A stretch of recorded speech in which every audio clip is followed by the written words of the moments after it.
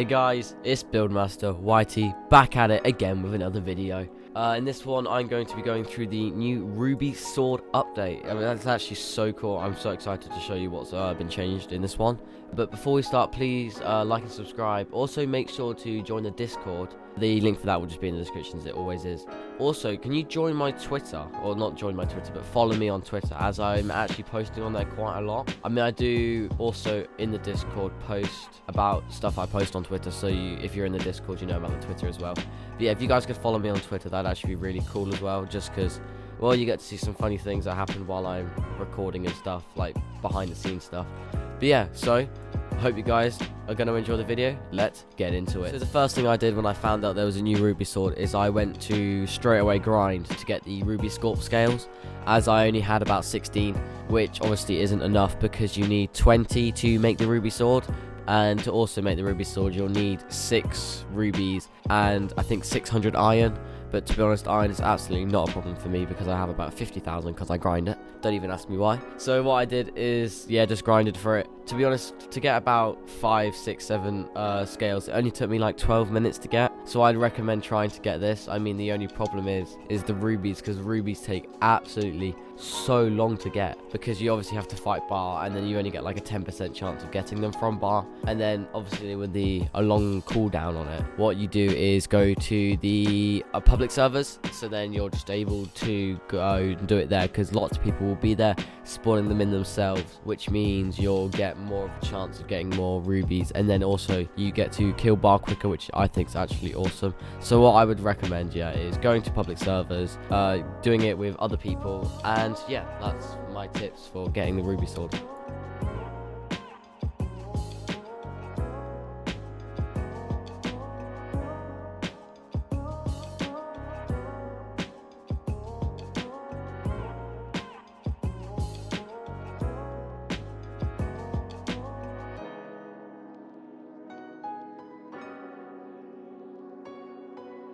As you can see now, obviously I've got the 8 I got 8, but you need 6 Ruby Sculpt scales and a butt ton of iron. So I'll go to my anvil and then go down to the Ruby Sword. It's actually at the bottom. Yeah, you know how I said 600? It's actually not, it's 200. Yeah, my bad, that's like 3 times what I said. But there we are. So anyway, let's craft this. Oh, wow. Oh, let me sit down. Oh, look at that effect. Yo, that is actually sick. That is genuinely really cool. Oh, wow. That is actually really cool. We have to go test out the damage now. Let's go to the Slime King first, just because. So yeah, if we are spawning the Slime King, obviously the announcement will happen on there, as I explained last time. And let's test out the damage. Why the heck did it spawn over there? Well, anyways. Okay, oh, 99. So 99, oh no, 99 critical, 69 base. Not, yeah, base. Damn, that's actually really quick. Okay, let's compare it against another light melee. Okay, the cactus fight. So if I respawn it again, I should have enough tokens, because I think I've grinded slimes a fair bit before. How do I not have enough tokens? How many have I got? Oh, I need a little bit more. Oh, let's also test out the damage on the slimes and see how quickly we can kill them, because this sword is actually so cool. Can I one-shot green slimes? Please tell me, that'd be really cool. Almost. I can almost one-shot green slimes. I just need to get my melee level a bit higher. This is because I tend to use magic. I use the spell books, as they're like super duper strong, and they also heal you. I don't think this one heals. Does it heal? Okay, so this one doesn't heal, but it's actually really, really strong.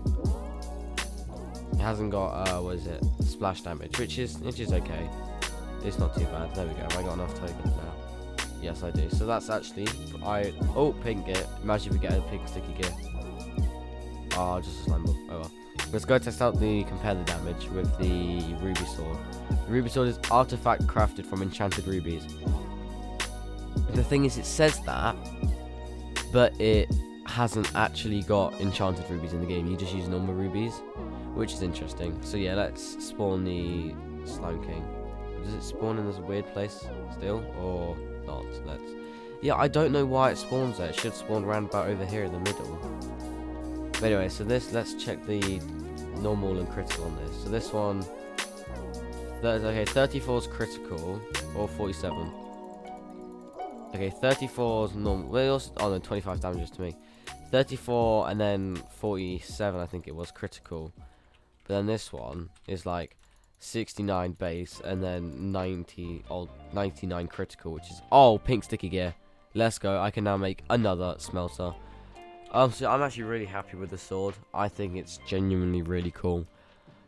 So yeah, I would recommend getting this, to be honest. I know the rubies obviously take a while, but of course I would recommend getting this. But yeah, so let's just go on to the next part of the update, which will be the rock mimic changes. Because they have, obviously there's more ones now which have been spotted on Buffalo Core Island. So they've now got more rock mimic variants. They've changed the method of rock mimic spawning, and they've added custom sounds to the rock mimic, which we'll have a look at later for the sounds. But let's use the ruby sword. Why not? Let's just use the ruby sword as we just got it. It looks so good, doesn't it? It genuinely looks so good. I mean, say what you think about it in the comments, but I genuinely think it looks awesome, and you can't really disagree with that. So yeah, if we go up to it and then go back, should disappear into the ground again. Oh, okay, so now its head still pops out. Oh, whoa, that is a big knockback. Unless it's jumping, that's a massive knockback. That is a really big knockback. Damn. Oh, can you see that one over there? It's gold. So they've added gold ones as well. Oh, that is really... Oh, that's mad. Look, so if we go up to it and then... Yo, they've added gold ones as well. Yeah, then... That is actually really cool, but the knockback on this is insane. I think they might have added iron ones as well. Yeah, there's an iron one over there, but let's just kill this one because it's actually so cool. The sad thing is, wait, do they give you what they are? No, they don't give you what they are. They're still just coal, or every single time, which is actually really annoying. But yeah, so what they were doing is they don't drop what they are, so they only just drop coal, which is interesting. But so yeah. But anyway, let's go over to the iron one, so you'll have a look. I mean, it'll just be the same, but just have like different colors on it. Oh, this sword is... I actually really like this mob. It's actually so funny because it's not like a cute mob, but if you know what I mean, it's like it's much... What was that? You can mine basalt now. That's new, I think. No, that was probably added in the last update. I just didn't notice it, to be honest. I'm not gonna lie. But yeah, they've added silver ones now. So if we walk away... Oh, I want to see if they've added something as well. I want to go to the Electrite area and see if they've added Electrite versions. I doubt they would have. But if they have, that's actually so cool. No, they haven't. To us, that would have actually been pretty cool. There you go. Islands, easy.dg. You know, add something to that together so they could do like marble ones. I don't think marble and slate ones would be as good because they haven't got like the typical like shape of one of these, because these are all just like the same shape, just recolored and texturized. But to be honest, that's actually really cool for them. But they've now also added, they've done some quest changes, which are they have added the ability to cancel a quest after you've started it. So okay, if we go onto here, oh, Pufferfish Island. To us, I doubt I'm ever going to do this. If we go onto it, oh yeah, look, you can abandon. So if you click abandon, that just cancels it, I think. Or does it go back onto here? Does it say? So no, I guess it just cancels it and it'll appear like the daily, because I think they now reset every day. Added an indicator to guide players to NPCs. Ah, okay. So if I was to learn fishing with Fisherman Thomas, let's start that quest. Oh no, I want to see what it says. Hey, come speak to me in the hub. Oh, that's cool. So they've now added like a little indicator to say like where they are.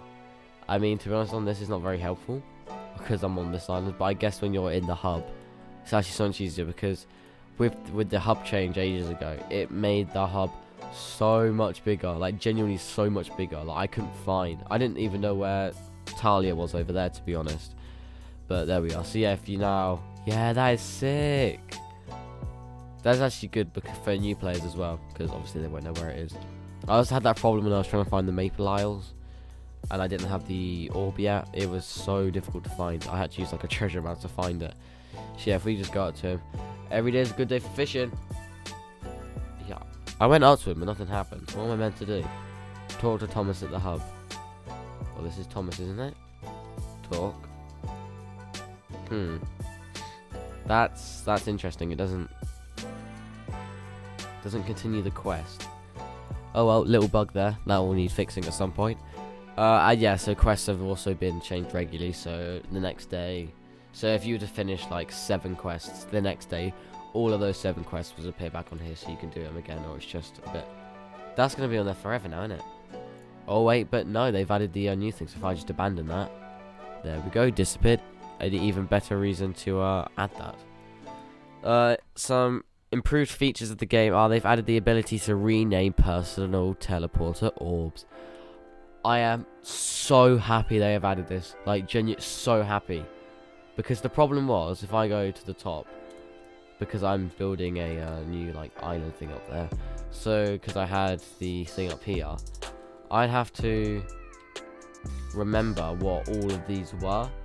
But now if I go onto it, you see I've renamed them all, because it used to be lime, black, yellow, red, that's still red, and blue. But you had to remember what everything did and where they went, but now you can name them. Also, if you're on a published island and you're using orbs for people to like go to your drop zone or your shop or mini games, you can name them so people don't have to figure out what they are, and it's just really annoying. So I'm so glad that they have added this. It's so useful. Thank you, islands. Thank you very much. They've also now changed the recipe and reduced the tax for the teleseller. Okay, oh, I have actually one of these. Let me go onto this. I go onto the teleseller. There we go. Oh, I'll just go up here. This is where I build my modern houses. Can't wait for that. So here we go. Go onto the teleseller. Yeah, transactions have a 10% tax rate. So if I was to put change NPC, so wholesaler, onion ones should sell for about 10,000 each. They only sell for 1.9k. To be honest, I would not really see the point in using this, I'm not gonna lie, because yes, I know, oh yeah, it does it for you, you don't have to go to the hub and do it, but you lose out on money in the mass. So if you were to so because they sell for 10 each, if you were to sell 10 of these, you would lose a fair bit of money. So say you would sell like even 1,000 of them, because they're big, you've like lost at least, I'd say 20 crates worth of money. I don't, that's obviously not true, but you know what I mean. So you actually lose. I would never use this, I'm not gonna lie. I don't really see the point in it, but to be honest, there it is. But yeah, they've also reduced the tax from 30% to 10, which is so good. Not that I even use it, but hey, it's good for the people that do use it, and we will respect that. They've also now toggling day and night no longer affect crops and fireflies. Okay, so that's if you have the Pro Pass and you've got the thing over there, which I talked about in the other update video. So yes, that means they don't affect crops and fireflies, which means if you turn it to nighttime, you don't get fireflies, and then if you turn it to daytime and then turn it back to nighttime, you won't get fireflies again. So it's not like a hack you can do, which is good for people that want to try and do it. They've also now added a reset button to day and night cycle to continue the global time of day. So if you want it to be normal time, so then you're actually able to know when fireflies come out, you can obviously go to global settings. And they've also done visual changes to the day and night cycle UI. Obviously I can't show you that because I don't have it, but there we are. Now some of the bug fixes that have also been done is Pro Game Pass owners now receive their coin drops via server announcements. So down in this corner in the chat, because you know it says VIP players now get however many. Which means that also it will come up for pro players as well, which to us is actually quite nice, just because then you know when you're getting the drops, and it's, well yeah, it's just for them to know, to be honest, what they're getting and when they're getting it. And they've also now renamed wood to oakwood. If I put in wood, yeah, they have, because it just used to be called wood before, because it was just standard wood because it came from an oak tree. Obviously I've got pine trees over here. But okay, that's interesting. So they've just changed it just so it's a bit more obvious to what tree it actually comes from. And guess what, guys? It's everyone's favourite part. Again, crop market news. So now wheat prices have decreased from 7 to 5. I am not happy about that, because on one of my hardcore worlds, I literally live off wheat by selling that and getting tons of money from it. But now that they've lowered the price by 2, which if you're selling like 5, it doesn't make a bit of difference. But if you're selling 100, it does make a big difference. Same with the onion crate thing I was talking about earlier. So, that's a 2 loss. So if you were to sell like 5, you would lose a wheat, technically. But you know what I mean. Also, tomato prices are on the rise. Yep, that's actually quite good. 9 to 14. That's a 5 difference. Big run, awesome. Small run doesn't really make a massive difference. But, hey, if you live off tomatoes and you're a newer player, hey, go for it, man. You've got a good increase. Do tomatoes now. Because they have a... Oh, look, there you go. Pro players just received 650 coins next payout in 20 minutes. Of course, it appears just as when I'm not talking about it and on the next thing, obviously. What's my luck? But yeah, so the tomato prices have gone up from 9 to 14, which is 5. And apparently, Pharmacletus was recently heard whispering about potato prices. Okay, but not that I use potatoes, to be honest, so it doesn't really affect me. I think the only main crops that would affect me are radishes, berries, pumpkins, dragon fruit, cactuses, and the onions, obviously, because I make a massive onion farm. But actually, I don't know if that would change the crate prices, because the price of wheat, singular wheat, is lower. I actually don't know if that changes the crate prices, but to be honest, there we are. But yeah, so I hope you guys enjoyed the video of this new update. Fairly-ish long one for an update video, longer than they tend to be before. But yeah, so I hope you guys enjoyed it.